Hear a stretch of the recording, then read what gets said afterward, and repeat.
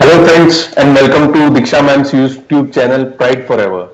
Continuing with our interview series of Air Warrior, today we have with us Mr. Sunil. Sunil, yaar, welcome to the channel and a lot of congratulations for you getting recommended. Thank you sir. Good afternoon. Afternoon. तो कैसा लग रहा है recommend हो गए? Sir very good. बहुत बढ़िया लग रहा है अभी तो। Everyone Okay, is that's happy in great. Family and all surroundings relatives also. सही सही। So सुनील, आप डिफेंस फैमिली से बिलोंग करते हैं या सिविलियन फैमिली से? No no sir, I belong to civilian family. Okay, तो फिर एयरफोर्स में जाने का कैसे आपने सोचा? तो सर एयरफोर्स में क्या सर, ये डिफेंस को हमारे दो तीन रिलेटिव्स ब्रदर है सर, वो इंडियन आर्मी से है।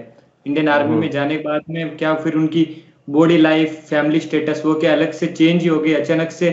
मतलब सिविलियन से एकदम डिफेंस अलग ही हो जाता है, तो वो जुनून जोश जो भी है सर वो अट्रैक्ट कर गया मुझे कि डिफेंस में वो जो भी है डिफेंस में, बाकी सब ऐसे ही सिविल लगता है। फिर एक तरफ से ऐसे बढ़िया सा लगता है सर, डिफेंस का नाम सुने तो भी ऐसे प्राउड सा फील होता है। Okay, that's great Sunil.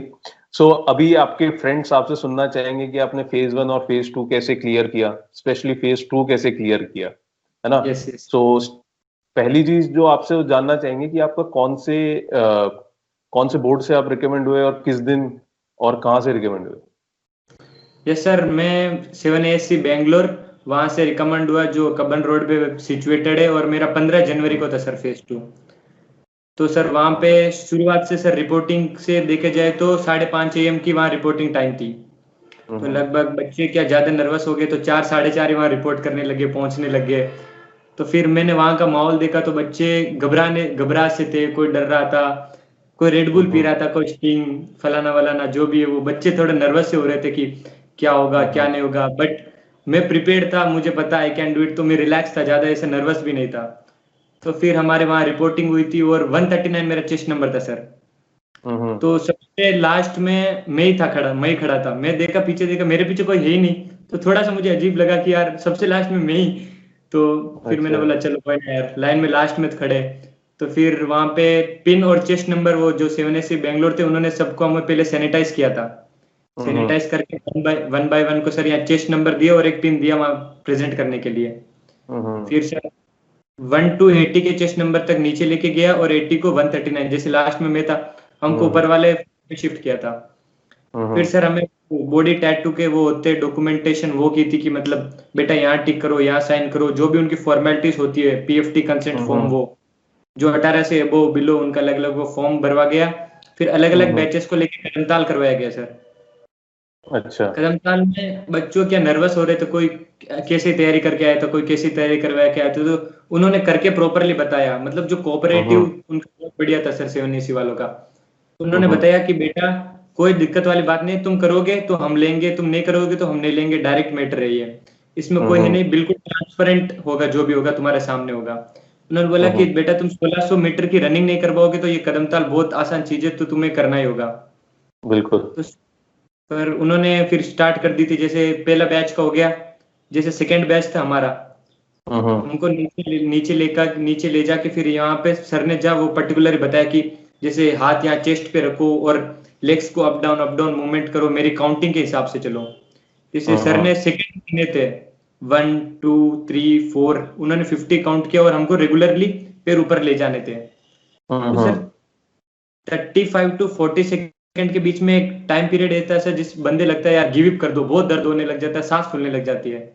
उस हम्म। टाइम कुछ मजबूरियां कुछ जिम्मेदारियां याद आ जाती है, तो फिर वो जो उस बंदे में होता है ना कि सर हाँ बस करना ही है अब तो, वो तो आराम से कर लेगा। बाकी जिसके वो धीरे धीरे होती तो ऑफिसर्स चांस देते, वहां पे बहुत कोऑपरेटिव थे। उन्होंने बोला कि बेटा हम एक से दोबारा चांस देंगे, अब दोबारा से तिबारा हम नहीं दे सकते, ये हमारे बस की नहीं है। तो अगर आप आउट हो तो आउट, ये नहीं कदम ताल में आउट कर दिया तो बाहर। उन्होंने ऐसा किया कि मतलब कदम ताल उठक बैठक जो भी स्क्वाड सिटअप्स थी अगर 4 में से आउट है तभी बंदे को आउट कर रहे थे। हम्म। 7 AC बेंगलोर इतना भी स्ट्रिक्ट नहीं था, तो फिर PFT में लगभग अराउंड 40 से 42 बंदे आउट हो गए थे सर। सो इसमें एक सुनील बात पूछना चाहेंगे कि आपके फ्रेंड्स में काफी सारी मिसअंडरस्टैंडिंग है कि पुशअप्स कैसे करा रहे हैं, होल्ड करा रहे हैं, होल्ड टाइम अगर करा रहे हैं तो कितना करा रहे हैं?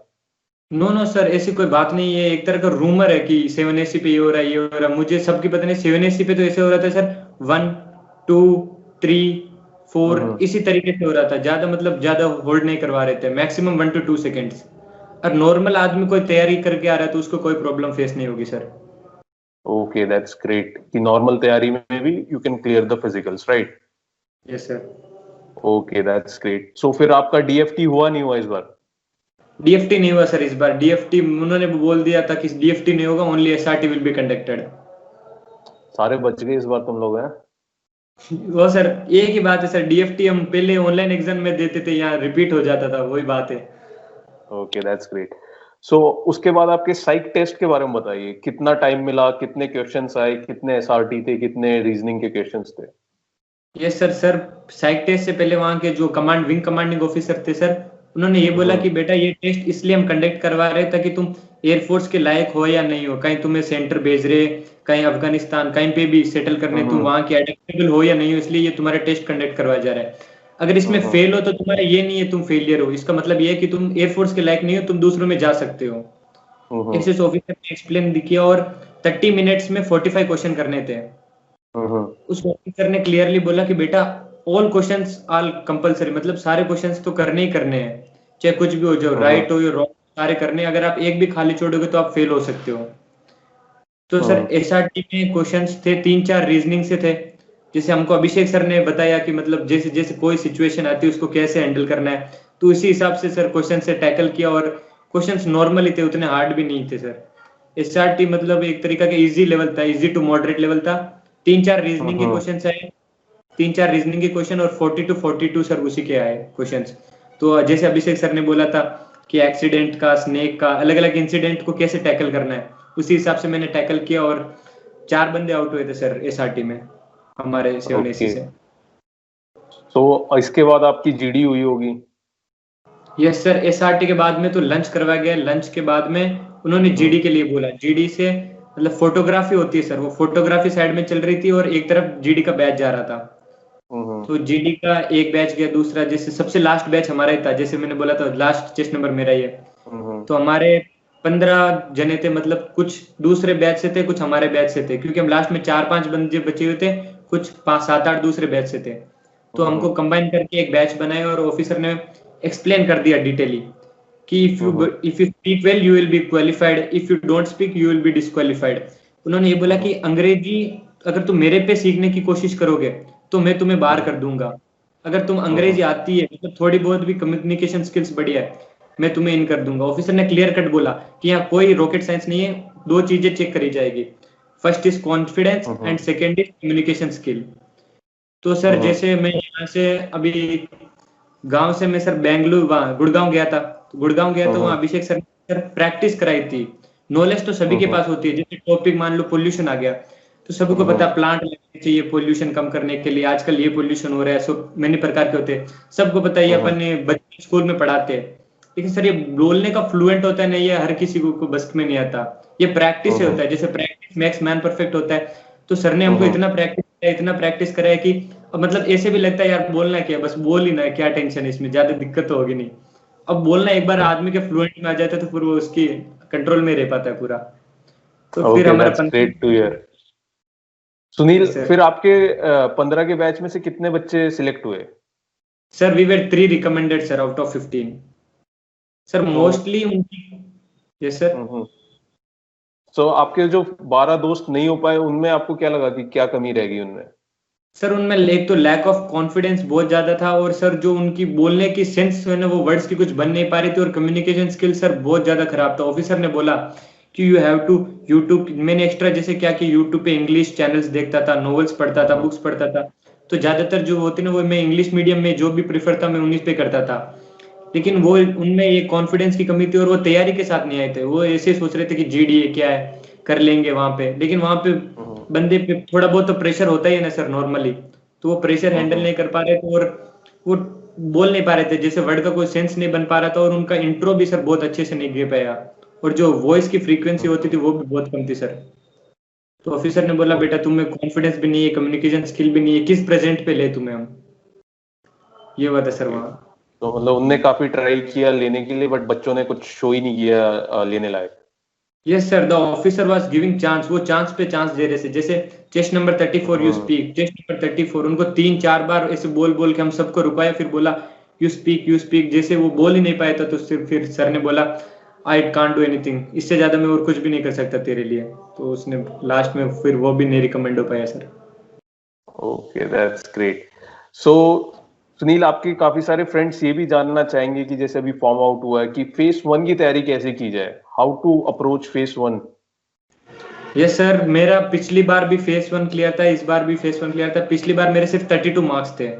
जैसे इंग्लिश में 10.75 थे, 11 पॉइंट कुछ मैथ्स में थे, 11 पॉइंट कुछ फिजिक्स थे। मतलब जस्ट जस्ट पास आउट होके पिछली बार नॉर्मली पास आउट हुआ था। तो बाकी सब प्रोसेस नॉर्मली गया, तो पिछली बार मैं एनरोलमेंट आउट हो गया था। इस बार मैंने अनअकैडमी का सब्सक्रिप्शन लिया था सर। मतलब दीक्षा मैम के मतलब कोई फ्रेंड था, उसने मुझे रिकमेंड किया, बोला यू ट्राई, मतलब तुझे एक बार ये देखना चाहिए। तो फिर मैंने सर वो देखा, और सर मैथ से ना मैंने ज्यादा से ज्यादा क्वेश्चंस लगाए। मैं इसमें जैसे अपनी एक लूसेंट की बुक आती है, उसको मैं सर 7 से 8 बार सोल्व कर लिया। उसके जितने भी क्वेश्चन है, जितने भी चैप्टर है, 7 to 8 टाइम्स मैंने सोल्व करके, मतलब हर क्वेश्चन हर फॉर्मूला दिमाग में घूमता था बस। और इंग्लिश में सर मैम ने इतना मतलब हेल्प किया। मैम ने जैसे बोलती थी मैम कि बेटा इंग्लिश में अल्फाबेट्स नहीं होता, अल्फाबेट होता है, अल्फाबेट होता है। तो वो दिमाग में छप ही गया। और जब पेपर बेंड देने गए थे तो फर्स्ट क्वेश्चन मुझे एरर में वही मिला था, अल्फाबेट। मैंने बोला अरे यार पूरा का पूरा सेम आ गया, कोई दिक्कत ही नहीं है इसमें। Okay, that's great Sunil. So all and all अपने फ्रेंड्स को आप क्या कहना चाहेंगे कि लास्ट 3 चीजें जो वो ध्यान में रखे फेज 1 एंड फेज 2 के लिए। फेज 1 में मतलब जितनी कॉन्फिडेंस और तैयारी जितनी बूस्ट अप करोगे उतनी ज्यादा रहेगा। जैसे मैम इंग्लिश को लिए सर, मैं मेरे हिसाब से पूरे क्रेडेंशियल 100% दीक्षा मैम को देना चाहता हूँ सर। तो मेरे हिसाब से इंग्लिश के लिए बेस्ट दीक्षा मैम रहेगी। अगर आप वाई ग्रुप की तैयारी कर रहे हो, रीजनिंग या जीके, तो अभिषेक अभिषेक सर इज द बेस्ट। क्योंकि उन्होंने मुझे इतना हैंडल किया, इतने टैकल किया सर जीडी में। मतलब मेरे काफी दोस्त सर उन्हीं से ही मतलब रिकमेंड हुए थे, अभी आपको भी पता है। तो फिर रागा के लिए मैं ये जाता हूँ। और बाकी मैथ्स और फिजिक्स मैंने खुद से हेल्प की थी। जैसे मुझे कहीं से क्वेश्चन मिलते थे, वो क्वेश्चंस मैंने किए थे, लेकिन जो पढ़ना लिखना होता था वो मैं खुद ही से किए थे, मैथ्स और फिजिक्स। तो मैं इंग्लिश के लिए दीक्षा मैम को थैंक यू देना चाहता हूँ। और फेस 2 के लिए I will thankful to very very to Abhishek sir. इतने प्रैक्टिस, क्योंकि प्रैक्टिस ही है सर मेन, कुछ फेस 2 में और ज्यादा है कुछ नहीं। जो जो बंदा प्रैक्टिस कर जाएगा वो आराम से क्वालिफाई हो जाएगा। तो जैसे सर ने हमारी बहुत मदद की थी, 15 के बैच बनाना, कभी 3-3 4-4 घंटे क्लास लेना, 10 बजे आना। इवन सर कोई भी सिचुएशन हो, लेकिन सर क्लास कभी नहीं छोड़ते थे। I will okay, thank Abhishek sir. Okay, that's great to hear. So friends, आपने सुना कि कैसे practice makes a man perfect, and Sunil कैसे ने फेज 1 की तैयारी की, फेज 2 की तैयारी की, and how he got through. Sunil, thank you for your time यार, and God bless thank for your future endeavours. Okay friends, so thank you for tuning in, keep watching. बढ़िया यार सुनील, तूने मेरे हिसाब से अभी तक सबसे बढ़िया इंटरव्यू तेरा ही रहा है। Thank you sir.